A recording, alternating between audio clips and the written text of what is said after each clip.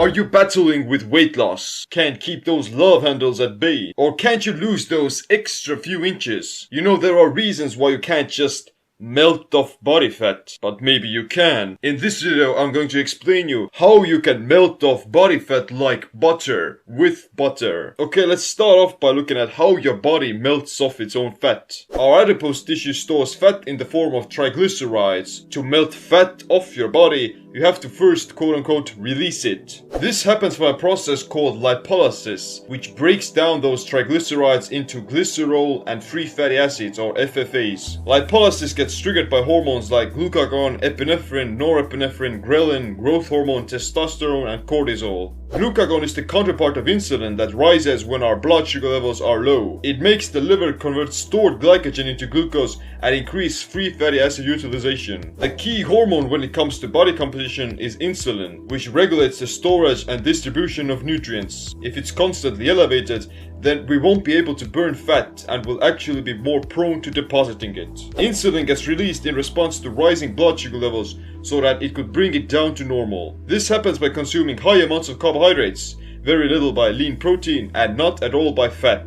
High carb diets make lipase, the enzyme involved in breaking down body fat, almost completely inactive. By triggering insulin, you put a halt to burning fat for the rest of the day and possibly even the next one to come. Therefore, the secret to melting off body fat is to keep insulin levels low and restrict carbohydrate intake. And the ability to melt off body fat and use it for fuel isn't useful only for battling obesity or some illnesses. It's not about just weight loss, but it's a very useful nutritional trick. The difference between burning sugar and burning fat is that you'll be using your own adipose tissue and you'll gain more energy from it. When your liver glycogen stores get depleted, you increase glucagon and lipolysis by starting to produce more ketone bodies. After a while, you enter a state of nutritional ketosis in which you're using your own body fat for fuel instead of glucose. This can happen after fasting for 2 to 3 days or by following a low carbohydrate ketogenic diet. When you're in ketosis, you'll be literally taking your own body fat and converting it into energy. To lose weight, you would still have to be in a negative energy balance, but this is so easy to do on a ketogenic diet. Eating fat triggers a hormone called CKK, which tells your body that you're full. It gives the brain immense amounts of long-lasting energy and keeps it satiated. The foods eaten on a ketogenic diet are based on primarily fat, moderate protein, and virtually zero net carbohydrates. This will prime your metabolic machinery to preferring fat and ketones for fuel. But isn't fat unhealthy? Definitely not. Saturated fat and cholesterol have been villainized for decades, but all in vain. They're essential nutrients for healthy cell membrane, cognitive performance, and hormone production. Cholesterol is produced by your body every single day, and it's mostly comprised in the brain. When you're in ketosis, your biochemistry will be completely altered. You'll be using that saturated fat for fuel instead of clogging your arteries with it. Fat is unhealthy and dangerous only when eaten with high amounts of carbohydrates and sugar. And of course, vegetable oils and trans fats are more inflammatory than butter or coconut oil.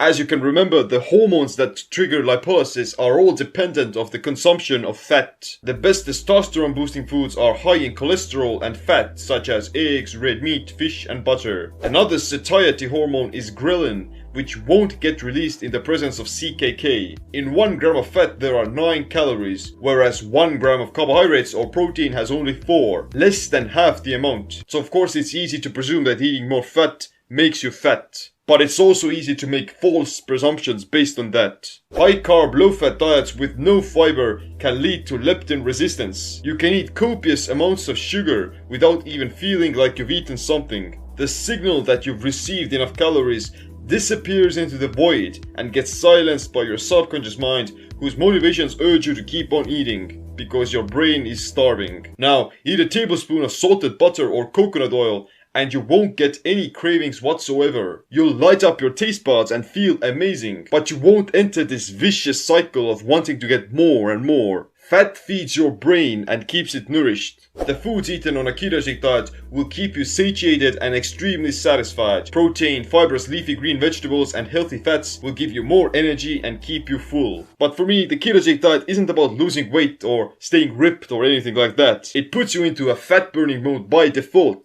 Ketones are premium quality jet fuel that give you more energy than sugar does. They also have great performance enhancing benefits for both your muscles and cognition. If you want to melt off fat fast and easily, then keto is the way to go. But it shouldn't be your main reasons for trying it out. The ketogenic diet shouldn't be a quick fix. It should be done as a long-term thing because you'll reap all the benefits of proper keto adaptation after several months. If you want to learn more about the ketogenic diet and how to start it the easy way, then check out my book called Simple Keto. But if you're already doing the ketogenic diet and want to take it to the next level, then get my Keto IF program that combines the ketogenic diet with intermittent fasting. Thanks for watching. Make sure you click the like, subscribe, notification bell as well.